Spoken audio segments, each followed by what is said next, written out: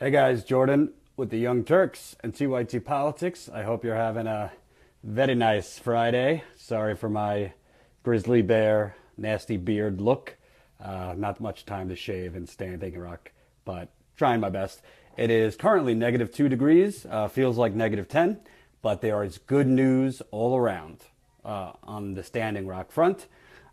Being here as long as I have, sometimes you stumble upon news you're not supposed to find out, which just happened about a half hour ago. So I'm happy for that. I can confirm to you that the U.S. Army Corps, obviously, the U.S. Army Corps technically oversees Lake Oahe. Could you close the door? Technically oversees Lake Oahe as well as some other properties here. And they were the ones that denied the final permit for Dakota Access Pipeline Energy Transfer Partners to drill. They will be raising the water level at Lake Oahe. Basically, Lake Oahe flows into the Missouri River, or the Missouri River flows into Lake Oahe. Lake Oahe is the lake that the main water source that everybody has been fighting over, the Native Americans, non-natives, water protectors. The Army Corps will be raising the level of Lake Oahe. By raising the levels, that makes it pretty much impossible for Energy Transfer Partners to drill. They've been threatening that they will drill despite having a permit. By raising the water levels, it makes it impossible for them to drill. I'm not a scientist. I'm not a physicist. I can't really explain that well. But essentially, when you raise the water levels, it makes it more difficult to drill because it makes the drilling less stable. So raising the water levels thus would make it impossible for them to drill.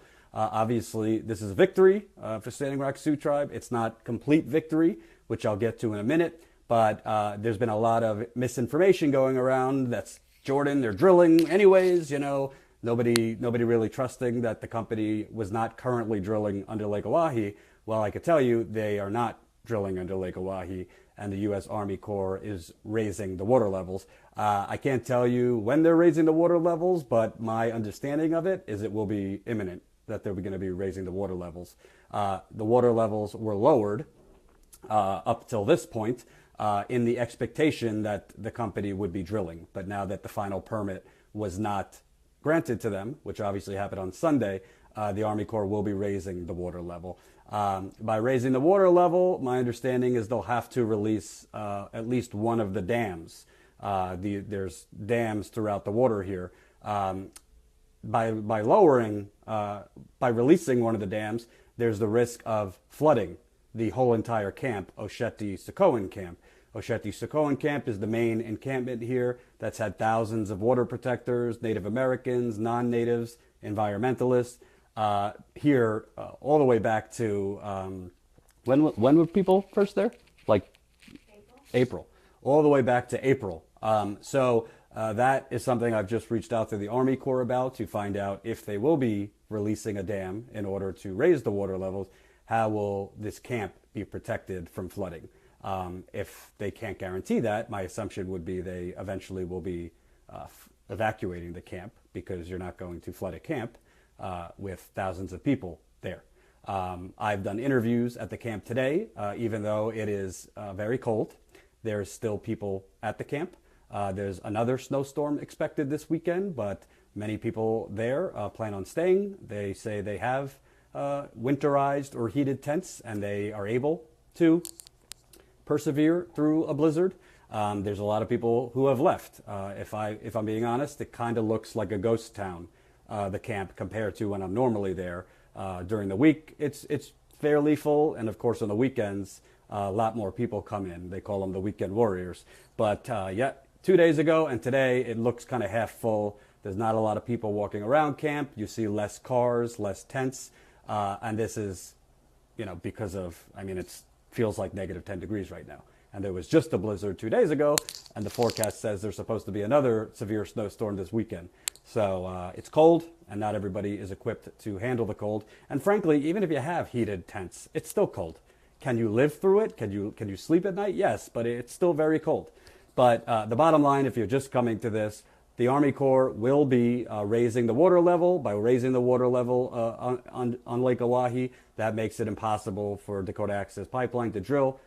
When the water level is raised, it makes it unstable when you're drilling. So that is a positive. Again, I've reached out to the Army Corps to find out if you're raising the water level, and the expectation is by raising the water level, the camp might be flooded. How are you going to protect the still over 1,000 people that are at that camp? So we'll see if they get back to me. By the way, the black snake is not dead, whoever's writing that, so let me explain. So before I found this out, there was a court hearing in D.C., U.S. District Court, where Dakota Access Pipeline, the parent company is Energy Transfer Partners, Dakota Access Pipeline had sued, asking for a federal district court judge to basically overturn the Army Corps' decision not to grant a permit. So the first procedural hearing in that case was today. There's not like huge news that came from it, but there is news if you read in between the lines. So I want to read for you what happened. Basically, Dakota Access Pipeline asked for the judge to expedite a ruling, saying that they're losing $20 million a week because the oil is not flowing. And, of course, the oil company is always going to be kicking and screaming. So the judge said, you losing $20 million a week is not my problem. Nobody told you to drill. Nobody told you to build an entire pipeline without all the permits. So the judge would not expedite a ruling on whether to overturn the Army Corps of Engineers' denial of the permit as fast as Energy Transfer Partners would have liked. Essentially, this was mostly a status conference regarding the Army Corps' decision. The judge set the following schedule. The government, meaning the U.S. Army Corps, and the Standing Rock Sioux Tribe, they need to get their reasons and for opposition. They need to get their case in by January 6th of 2017. Then Dakota Access Pipeline's response to Standing Rock Sioux Tribe and the Army Corps, they have till January 31st. So the first deadline would be January 6th. That's when Standing Rock Sioux Tribe and the U.S. Army Corps have to make their case why there should be no permit to drill under the lake. And then the Energy Transfer Partners has till January 31st. Of course, they're going to get their response in probably the same day, if not the next day, after Standing Rock Sioux and Army Corps get theirs in, presumably by January 6th, then Energy Transfer Partners will probably get their response in either the same day or the day after. But the government and the tribes have then a 10-day period to respond to Energy Transfer Partners. So let's say Energy Transfer Partners sends in their response to the Army Corps and Standing Rock Sioux Tribe on January 6th. Army Corps and the Standing Rock Sioux Tribe have till January 16th to get their response. A full hearing on the motions will be likely come in February, the judge said. So you're talking about a ruling not coming potentially till February. Well, why that's important is the contracts between Energy Transfer Partners and its investors, that there's an opt-out clause for the investors starting January 2nd, 2017. Essentially, if the pipeline's not flowing, if it's not a guarantee that this judge is going to overturn that ruling of the Army Corps not to drill, if Donald Trump has not come out and said he will just fast track and approve the pipeline permit, then reason would stand there's going to be investors that pull their money out. Because if Dakota Access Pipeline, according to them, is losing $20 million a week, well, that means the investors are losing quite millions of dollars in investment. So this timeline, you have January 2nd, 2017 as the opt-out date for investors to pull out. And the judge had said hearing likely, the final hearing for a ruling likely in February. So if you have investors losing millions of dollars and they have an opt-out clause in the contract January 2nd, and there's not a final hearing till potentially February, the hearing could come later. Hey, I'm not a business investor, but investors could pull out. And this comes along with the Army Corps raising the water levels so that they can't drill. So the bottom line is, listen, I'm not Native American, so like I was not raised being with my people massacred. I was not raised in mass genocide, my land being stolen. So maybe my distrust of the government is less than the Native Americans. I just spoke with LaDonna Brave Bull Allard. She's a tribal leader here. I spoke with her many times. She said, even with this ruling, we still need to be vigilant. We still need to stand here until that drill pad is gone. They don't trust the government because the government has never done anything to earn their trust. The government has only lied to Native Americans. With that said, my objective analysis said money rules the world. And if investors have a chance on January 2nd, 2017, to pull out, I think you're going to see a lot of investors pull out because the bottom line is this pipeline, the oil will not be flowing and there will be no drilling if they can't drill. And if the Army Corps of Engineers is raising the water levels, they cannot drill. They can't. I mean, there's no way to stably drill if the water levels are raised. Again, I'm not a physicist. I'm not a scientist. I can't give you an expert reason why. Maybe I'll get somebody to explain that in an interview after. But I think this is good news. I really do. It does not mean that the fight is over. It does not mean that the pipeline is dead. So I don't want you guys to prematurely, go streaking and get hammered on a Friday night. But this is probably the best, double pair of news that has come in many days. Now, we must be vigilant. The Osheti-Sokoe camp, which is the main camp, has been the hub, the epicenter of the water protectors since April. So you're going on, close to a year. And if they raise the water levels, there's a good chance this camp is going to be flooded. So that is the next part of the story. If the land could be flooded, when do they plan on getting people out? How do they plan on protecting the land, protecting the people? So I will anxiously be waiting a response from the Army Corps. But as of now, I have not gotten one. But bottom line is, it's good news. The Army Corps is now being proactive. The whole time that I reached out to the Army Corps, this whole process, I was getting talking points. I was getting pretty much the go around. I wasn't getting specific answers. So now, and I was asking preemptively, well, what are you going to do to make sure they're not drilling? Well, apparently they're doing something to make sure they're not drilling. So that's good news. And just to give you kind of a feel, if you were coming to this late, there's supposed to be another snowstorm this weekend, but I was just at camp about an hour ago. It's very cold. If I'm being honest, it kind of looks like a bit of a ghost town. It's definitely been cleared out by at least half. I saw a lot less cars. I saw a lot less people. It's kind of people in pairs walking around as opposed to seeing mass groups everywhere like you normally see when the weather isn't this bad. There's also an issue with sanitization there. They've removed the porta potties from camp because the porta potties were freezing.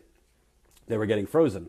So now they are trying to bring in more eco-friendly porta potties. I don't really know what those are, but they're trying to bring in some eco-friendly porta potties. But to this point, they're literally taking people to and from the camp and the casino so people can go to the bathroom. So I'll have plenty of people shitting in my room tonight because I would want people to do that for me. But as of now, there are no porta potties left at camp. They're all frozen and they've been removed. They're trying to come up with some type of plan to bring porta potties in. You should know that the tribal leaders have asked for no more people to come to camp, citing that they don't have enough supplies to basically keep everybody safe in a winter camp, in winter settings. So it remains to be seen if that will stop more people from coming in. The chairman has kind of urged people already there to leave, citing the winter. Again, it remains to be seen if people decide not to come, or if people decide the people that are there already decide to leave. People I spoke to today have no plans on leaving. And I should say, again, this was always bigger than just the pipeline. Native Americans do not trust the government. They don't care that President Obama has denied the permit. They're probably not going to listen to this news that the Army Corps is raising the water levels, which would stop from them drilling. They are conditioned through their history that the government lies, the government steals, the government murders.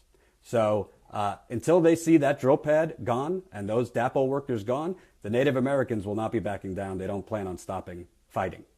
As always, thank you for bearing with me in my lavish studio, this time with my bed behind me. I try to report from wherever I can get Wi-Fi, and that happens to be in my bedroom. But again, spread this far and wide. The Army Corps will be raising the water levels, which will stop Dakota Access Pipeline and the parent company, Energy Transfer Partners, from drilling. And this court case today essentially moved a final decision on whether a judge will overturn the Army Corps denying the pipeline. That hearing to rule has been moved down to at the earliest February, which means there's some angry investors with a chance to pull out of their contracts in January, and that will be very interesting to see if they do. My money is on investors starting to pull out, and the house of cards falls when the money men are gone. So that's the news. I will be going live as best as I can if there's further updates, and you can watch all the latest videos I've done from here on youtube.com/TYT Politics. My colleague Emma Viglin has been holding down the fort on non-Dakota Access Pipeline stories. I'll try to do some non-Dakota Access Pipeline as well. But as of now, I'm just going to follow, get more updates, and then probably get drunk tonight. I'm out.